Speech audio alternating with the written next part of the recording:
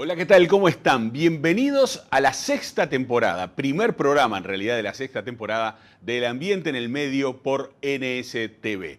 Media hora para compartir historias que tienen al hombre y su entorno como protagonistas. En el programa de hoy nos va a estar acompañando Eduardo Gudinas, técnico del Centro Latinoamericano de Ecología Social, para hablar sobre lo que se viene con la segunda planta de UPM, tercera planta de pasta de celulosa en nuestro país. Pero antes y después de eso hay muchísima información en un programa que comienza así.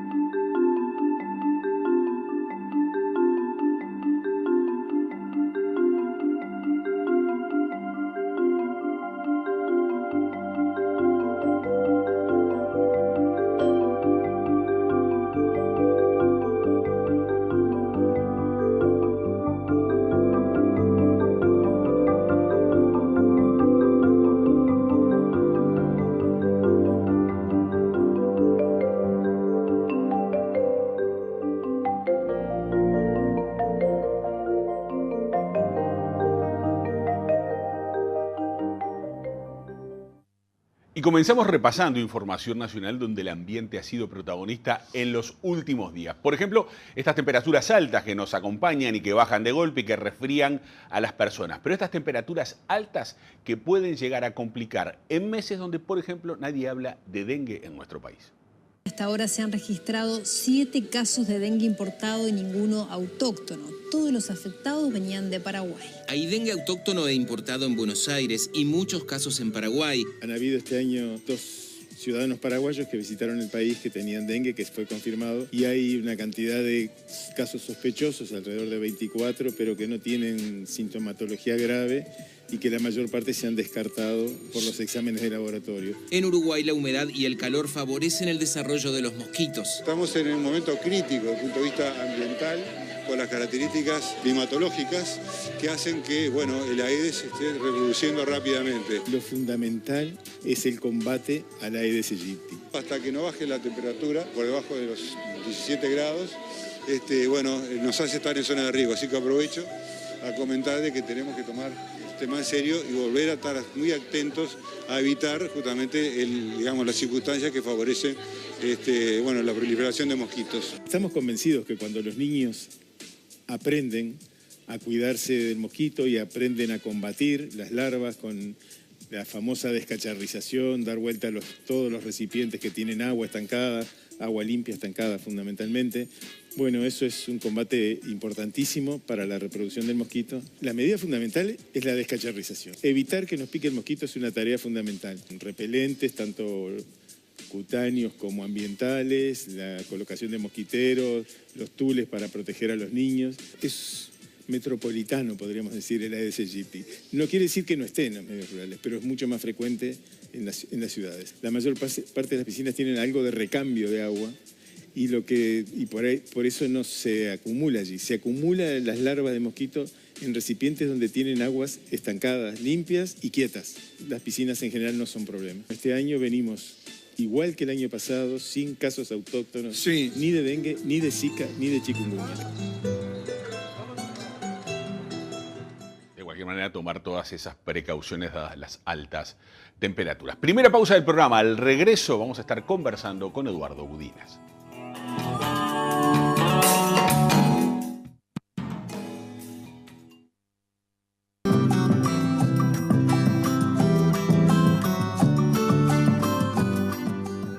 Próximos minutos los invito a hablar de UPM, los invito a repasar qué va a suceder con esa tercera planta de celulosa en nuestro país, segunda planta de celulosa de UPM, a partir de la presentación por parte de la empresa de lo que es su primer informe ambiental. Para acompañarnos en este recorrido y darnos una mano en el análisis, nos acompaña una vez más aquí en estudios Eduardo Gudinas, investigador del Centro Latinoamericano de Ecología Social. Eduardo, bienvenido. Gracias por estar aquí con nosotros. Hola Gonzalo, hola a todos los que nos ven.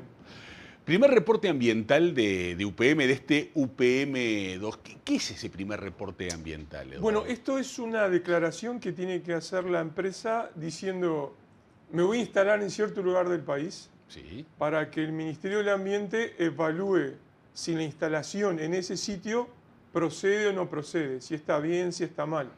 Por lo tanto, hay que tener en claro, esto no es una evaluación del impacto ambiental que tendría la empresa, es un primer paso para conseguir una autorización provisoria, una autorización preliminar, que después da lugar al estudio de los impactos, de la evaluación del emprendimiento, que será un informe así, ¿no? Claro. Cientos de páginas o miles y en varios tomos. Aquí estamos en el primer pasito y es una declaración.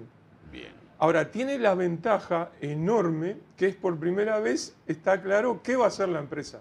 Bien. Porque todo lo que había antes en la empresa era, yo te diría, el 90% era del lado del gobierno. Sí, claro, el que había hablado hasta ahora. Era el que hablaba, ¿no? Entonces aquí tenemos una visión primaria, un primer bosquejo de qué va a hacer la empresa en el país. Bien.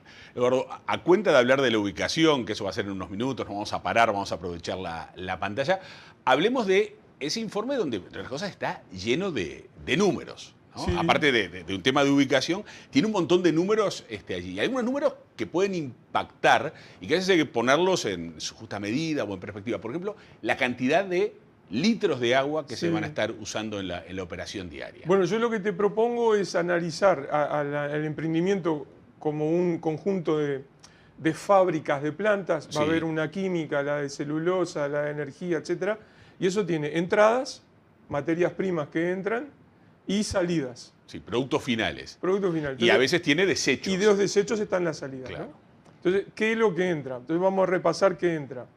Entra la madera que va a consumir la planta. Entonces ahí tenemos entre 6.8 a 7.8, 7.9 millones de metros cúbicos por año. Mucha madera. Y a esas entradas, Eduardo, estamos viendo la placa ahí detrás. ¿Hay producción en el país, hay stock en el país para poder abastecer UPM-1, Montes del Plata y UPM-2? Eso es bien interesante. Esta declaración de la empresa dice que sí y predice que solo se necesitaría aumentar aproximadamente un 10% el área forestada. Entonces no se ve grandes problemas. Entonces ellos dicen, tenemos la materia prima. Luego va a consumir agua. Sí. Va a consumir 125 millones de metros cúbicos por día. 125 millones de metros cúbicos por día. Por día. Un uruguayo promedio consume en el país 130, pongamos. Entonces, esto corresponde al consumo de unas 900.000 personas. Bien, lamentablemente en Uruguay no tenemos ciudad de 900.000 personas para ponerlo en No. perspectiva, pero es casi 2/3 partes de la población de Montevideo. Sí, es otra forma que se puede evaluar esto es sumando todas las ciudades, excepto Montevideo, el área metropolitana, todas las ciudades medianas e intermedias de Uruguay. Si la sumo todo, igual no me alcanza la suma para representar lo que absorbería, lo que demandaría UPM. Bien, en este caso igual, Eduardo, es agua que se toma del río y de algún afluente, ¿sí? Se usa en el proceso industrial. Y buena parte va a salir, Eso. y eso lo revisamos enseguida en las salidas. Bien. Pero para completar un poco claro. el mapa de las entradas, hay después muchos insumos, compuestos químicos que utiliza la planta en el proceso de elaboración de la pasta de celulosa. Cloro, por ejemplo. Claro, utiliza los cloratos, hay sulfato, cloruro, cloratos de sodio. Si yo sumo todos los compuestos de sodio, eso me insume 88.000 toneladas por año. Bien. Es mucho. También va a utilizar mucho hidróxido de sodio, 60.000 toneladas por año. Entonces tengo compuestos químicos, tengo la madera y tengo el agua, como para ser muy esquemático, los tres grandes componentes del emprendimiento. Bien, yo te preguntaba recién, dijiste, la madera, la empresa dice que aumentando 10% el área sembrada, ya con eso alcanzaría. El agua ya sabemos de dónde... Viene del Río Negro. De dónde sale del Río Negro. Yo imagino que después en los estudios posteriores se verá qué pasa si el caudal fluctúa, ¿no? Eso es todo una incógnita, porque, claro, ese tomar esos millones de litros cada día es mucho menos que el volumen de agua que tiene el río. Pero ¿qué sucede en un momento de sequía extrema? Y además, el reporte, esta declaración de la empresa alude al contrato entre la empresa UPM y el gobierno y otra vez insisten el gobierno se compromete a darnos el agua gratis. y UPM no va a pagar por eso, y el gobierno se compromete a tener un volumen siempre disponible para la operación del emprendimiento. ¿Cómo haces eso, Eduardo? Si el río tiene una bajante... Bueno, son esas incógnitas que tendrá que evaluar ahora el Ministerio del Ambiente. Lo que pasa es que, esto es algo que vamos a abordar varias veces en la entrevista, están evaluando algo donde ya hay un convenio de intenciones firmado entre el Poder Ejecutivo y la empresa. Claro. Entonces eso está acotado en ese sentido. Bien. Ahora, hurgando un poco en la historia, yendo a mediados del siglo XX, había planes locos en Uruguay. Por ejemplo, encontré referencias a un plan de trasvasar agua de la cuenca del río Santa Lucía a la cuenca del río Negro. Entonces, en el mundo de las necesidades y en el mundo de este tipo de emprendimiento, todo es posible. Sí, claro. Bien.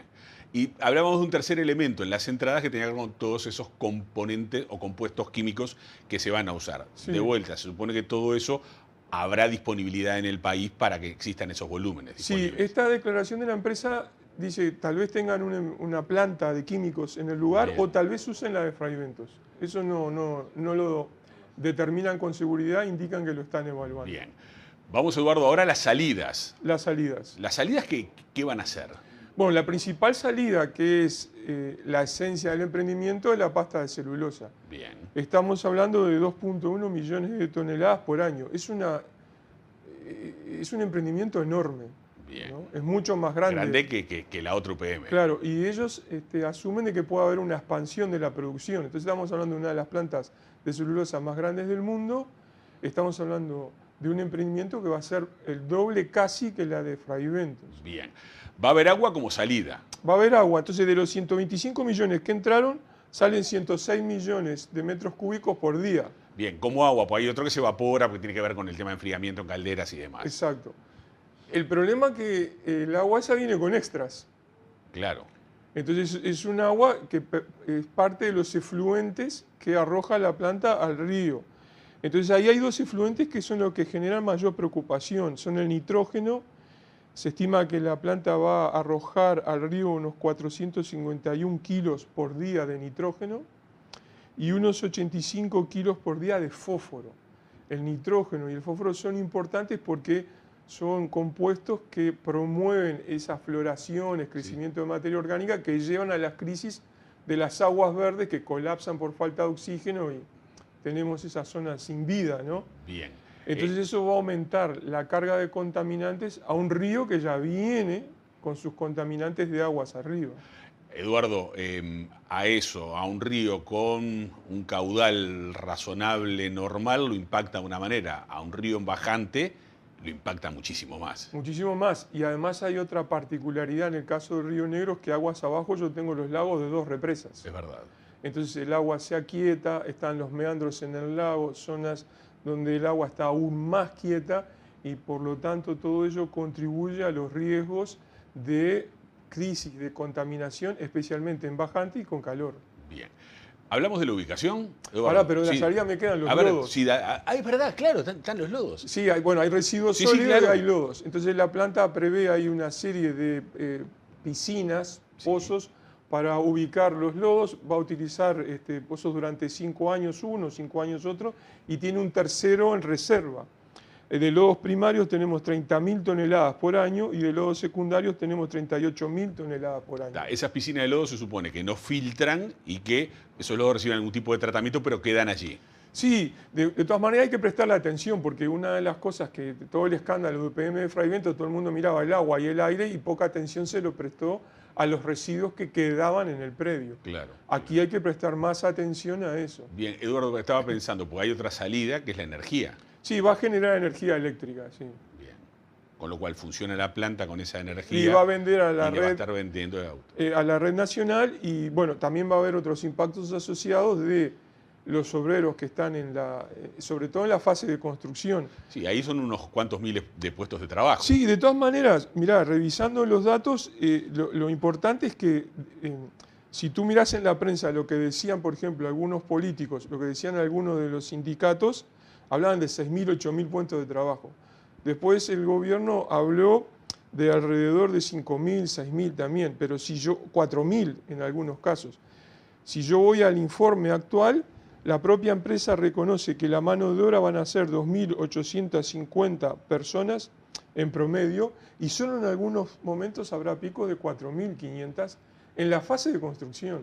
Claro. Entonces, ahora que tenemos datos ciertos, es mucho menor que lo que se decía antes. Claro, hay que ver después cuántos quedan en operativa. Por ejemplo, 400 a 500 reconoce la empresa, ¿no? Bien, bien, bien. Eduardo, ahora sí nos paramos, vemos un poco el mapa No, y paramos. hablamos de ubicación. Dale. Vamos a aprovechar a usar aquí la pantalla, correr para atrás nomás el asiento. Bueno, el informe que presenta al gobierno, Sí. la clave es la evaluación territorial. Es Bien. un informe de ubicación. Claro, porque una de las cosas que siempre se discutió es dónde iba a parar, ¿no? Uno miraría desde Durazno a Tacuarembó. Claro, entonces, si podemos ir a la lámina anterior, Al otro si nos mapa, sí, ayuda el sí, sí. director, Ya nos pasan al mapa anterior. ahí les voy a presentar la lámina de la propia UPM. Esto es del Bien. informe de la empresa. Ellos analizaron estos sitios. Fray Ventos, Sí. hacer la planta al lado de la actual, Palmar, Paso de los Toros, San Gregorio de Polanco y Paso Pereira. Un dato, Eduardo, era que si iba a Fray Ventos quedaba sobre el río Uruguay de vuelta Sí.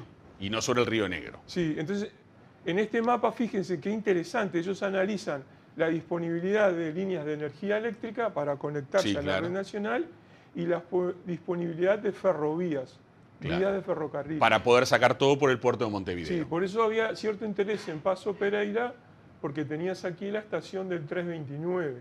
Bien. San Gregorio tenías agua, pero no tenías tren. Claro. Entonces estos analizan eso. Posiblemente este sea el aspecto tal vez más débil del informe, porque no está muy claro, no está analizado en detalle las opciones con sus pros y sus contras, sino que es un análisis mínimo. Ahora esto es lo que debe sopesar el gobierno. Acá el gobierno tiene algunos problemas. Ahora sí podemos pasar a la otra siguiente lámina, bien. lámina, que es que en la última rendición de cuentas, el gobierno anuló las exigencias de evaluaciones territoriales a nivel regional. Bien. ¿Cómo hago una evaluación ambiental a nivel de la región? Solo se aceptan, es mandatario, tener evaluaciones departamentales. Bien. Y queda en la competencia del departamento si la hace o no. Por lo tanto, la planta ubicada aquí en Paso de los Toros claramente va a tener implicancias territoriales, geográficas, en Tacuarembó, en Durazno, pero también seguramente en Río Negro, Claro. por lo menos.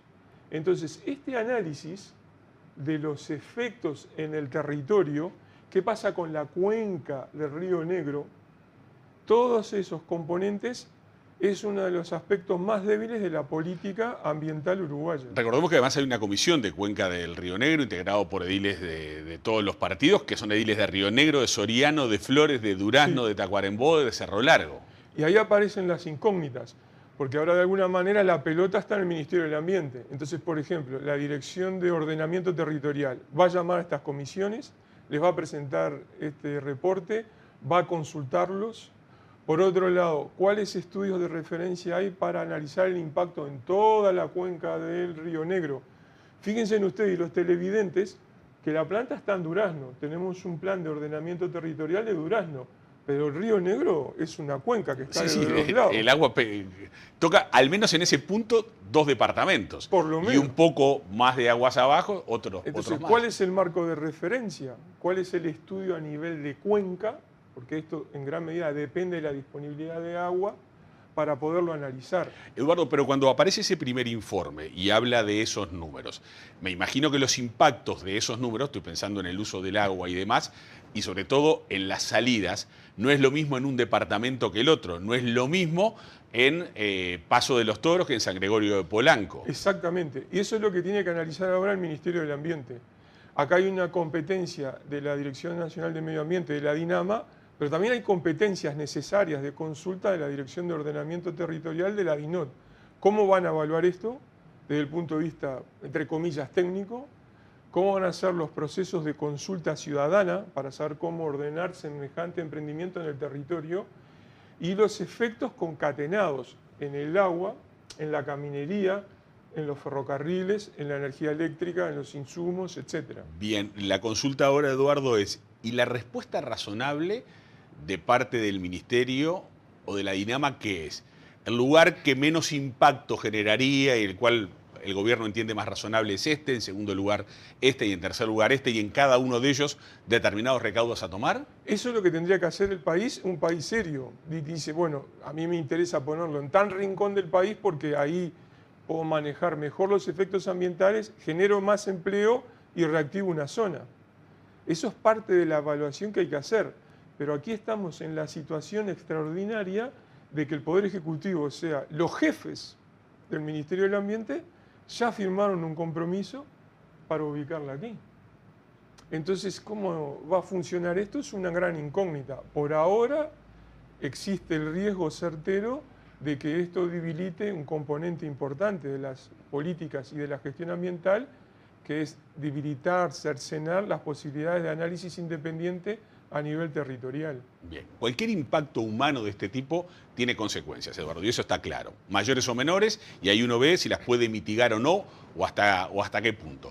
Las consecuencias de UPM1, que es mucho más chica de lo que va a ser UPM2, ¿son mayores, son menores, son razonables? No, son importantes sobre todo en el río, porque además, como tú decías al principio, este es un río de menor caudal y tenemos el lago de la primera represa y las dos que están aguas abajo. Entonces, por lo tanto, la situación es más complicada.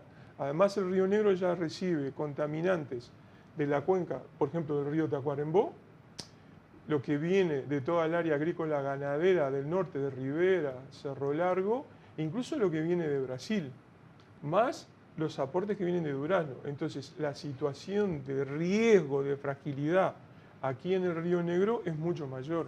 Bien, pero la empresa por algo se quiere instalar allí.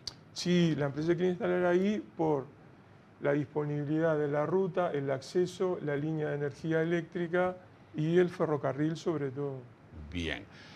Supongamos, Eduardo, que esto es una realidad en no mucho tiempo, todo Sí. tiene pinta que así va a ser, y supongamos que, quitando algunas épocas de sequía mayores, los impactos no son enormes. ¿Ya se termina la aventura de la celulosa para Uruguay? ¿O pensás que a partir de estos casos puede aparecer otra empresa más pensando en otro lugar? Recuerdo en algún momento que se hablaba hasta de la Laguna Merín. Puede ser, pero yo igual dividiría los efectos de esto en dos dimensiones, ¿no? Hay una dimensión de los impactos locales o regionales, que Sí. esta es la que tú haces referencia. Entonces, ¿qué va a pasar con el río, por ejemplo? ¿Qué va a pasar con las carreteras, el ferrocarril? Luego, este tipo de mega emprendimientos tienen lo que se llama efectos derrame, Bien. que son reconfiguraciones, modificaciones o debilitamiento de las políticas públicas para hacerlos posibles. Bien. Entonces, cuando yo debilito la política pública de ordenamiento territorial, queda debilitada de aquí en adelante. En el global, no solamente para este emprendimiento. Exacto, queda en lo global para este emprendimiento y para otros emprendimientos y en otros rubros. Entonces hay un efecto secundario de derrame en que yo quedo con una política ambiental territorial y una gestión, a su vez, más debilitada, más recortada, y eso va a ser aprovechado por emprendimientos en otros rubros, Pues sea forestal, minería de áridos, poner fábricas en ciertos lugares del país que le convenga a un emprendimiento, pero no al departamento, y así sucesivamente. Sí, sí. Me imagino, por ejemplo, la gente que planta soja que dice, che, a mí me empezaron a correr un montón de metros de la vera del río. Yo estaba casi que plantado hasta donde el agua mojaba las plantas y ahora me obligaron por temas ambientales a correrme para adentro. ¿Y esto? Sí, y además la provisión del insumo gratis y mandatado, ¿no? Con el Claro. Estado se siente obligado, él mismo se autoobliga a proveerlo.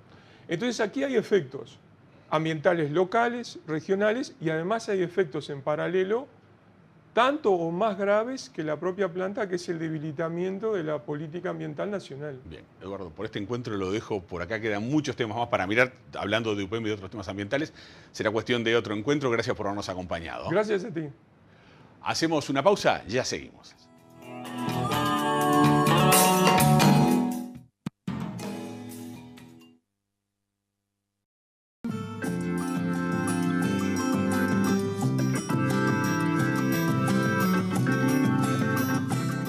Último bloque del programa que lo comenzamos repasando información internacional donde el ambiente ha sido protagonista en los últimos días, en este caso el panel intergubernamental sobre cambio climático.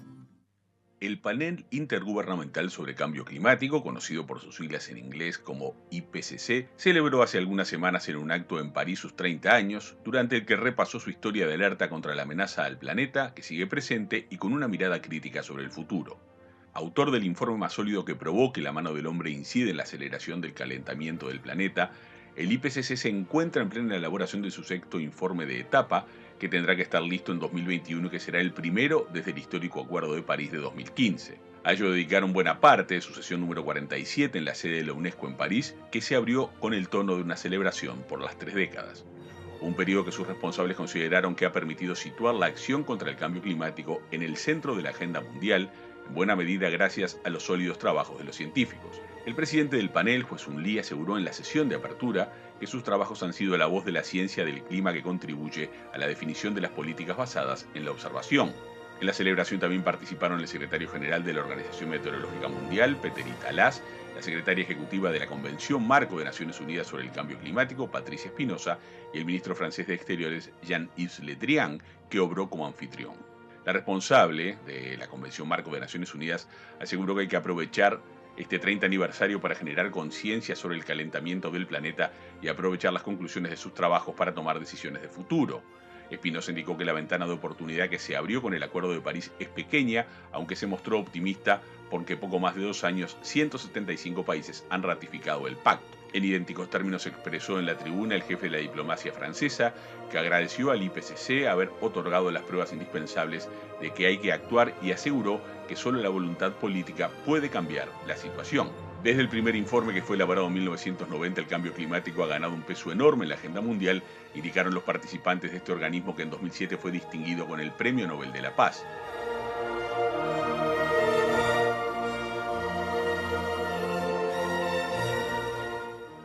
Les recuerdo las vías de comunicación de ustedes y nosotros. Pueden hacerlo a través del Facebook oficial de NSTV, también a través del Twitter del programa El Ambiente NSTV, están viendo aquí debajo, o si no, mandarnos un mail a elambienteenelmedio.nstv@gmail.com. Dicho esto, es tiempo de despedirnos, de decirles que en una semana nos vamos a reencontrar con más historias que tienen al hombre y su entorno como protagonistas. Nos vamos con imágenes de la naturaleza, en este caso la naturaleza intervenida por el hombre en Alemania. Que pasen bien, chao.